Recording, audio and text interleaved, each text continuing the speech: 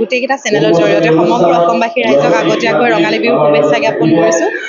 বজালী বিহুৱা দলৰ উদ্যোগত আৰু আমাৰ ছাৰ লগতে গোটেই বজালীবাসীৰ সহযোগত যি 7 দিনীয়া বিনামূলীয়া বিহু কৰ্মশালাৰ আয়োজন কৰিছে আৰু আজি প্ৰথমটো দিন প্ৰতিকূল বতৰকো নেওচি খুব ধুনীয়াকৈ প্ৰশিক্ষাৰ্থীখিনি আহিছে। বহুত বেছি ভাল লাগিছে। মই ইয়াৰ আগতেও দুবাৰ আহিছিলোঁ আৰু এইটো মোৰ 3য় বৰ্ষ।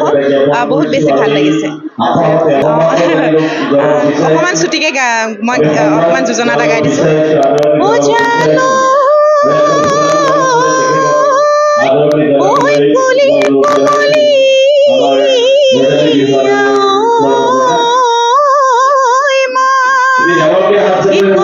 মাতে শুনি ৰব মই নোৱাৰো,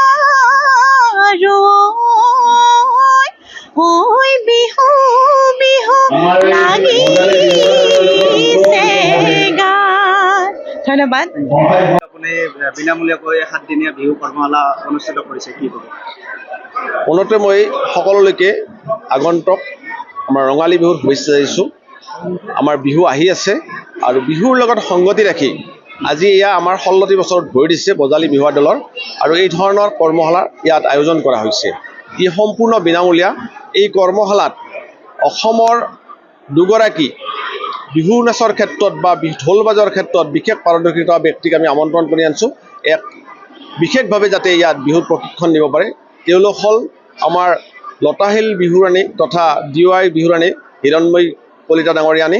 একেধৰণে সুদূৰ এক বিশেষ দূৰত্বৰ পৰা আহি ইয়াত উপস্থিত হোৱা আমাৰ সীমান্ত তামুলীকে ধৰি কেইবাগৰাকীও বিশেষ প্ৰশিক্ষকে ইয়াত প্ৰশিক্ষণ দিব। ইয়াত গোটেই অনুষ্ঠানটি পৰিচালনাত আছে অৰূপ কলিতাকে ধৰি কেইবাগৰাকী বিশিষ্ট ব্যক্তি আৰু ইয়াৰ দ্বাৰাই যাতে এই বৃহত্তৰ অঞ্চলটিত প্ৰতিগৰাকী যুৱক যুৱতীয়ে যাতে বিহু নাচ নাচিব পাৰে, ঢোল পেঁপা গগনা যাতে নিখুঁতভাৱে বজাব পাৰে, এই দিশত বিশেষভাৱে গুৰুত্ব আৰোপ কৰা হৈছে। একেধৰণে এই ধৰণৰ অনুষ্ঠানে আচলতে আমাৰ অসমীয়া সমাজ জীৱনৰ আচলতে এক বিশেষ অৰিহণা যোগায়। কাৰণ এই অনুষ্ঠানৰ জৰিয়তে আমি আমাৰ যুৱক যুৱতী ধৰি অভিভাৱকসকলেও বিহুৰ প্ৰতি কৃষ্টি সংস্কৃতিৰ প্ৰতি এক বিশেষ সজাগতা আহে আৰু এই দিশটো ৰাখি এই অনুষ্ঠান আজি ইয়াত আৰম্ভ কৰা হৈছে। এই অনুষ্ঠানে যাতে আমাৰ ইয়াৰ পৰা সকলোতে যাতে বাৰ্তা দিব পাৰে আৰু যি বাৰ্তাই হয়তো আমাৰ অসমীয়া সমাজক বা আমাৰ যিখিনি যুৱক যুৱতী আছে বা যিসকল পৰিয়াল অসমৰ বাহিৰত তথা ভাৰতবৰ্ষৰ বাহিৰত আছে তেওঁলোকে যাতে বিহু আহি আছে এই অনুভৱ কৰি যাতে বিহুৰ প্ৰতি যাতে এক বিশেষভাৱে যাতে আগ্ৰহী হয়, এই দিশটোৰ প্ৰতি বিশেষভাৱে লক্ষ্য ৰখা হৈছে। আপোনালোক আটাই জ্ঞাত এই অঞ্চল কৃষ্টি সংস্কৃতিৰ ক্ষেত্ৰত বিশেষভাৱে আগবঢ়া অঞ্চল।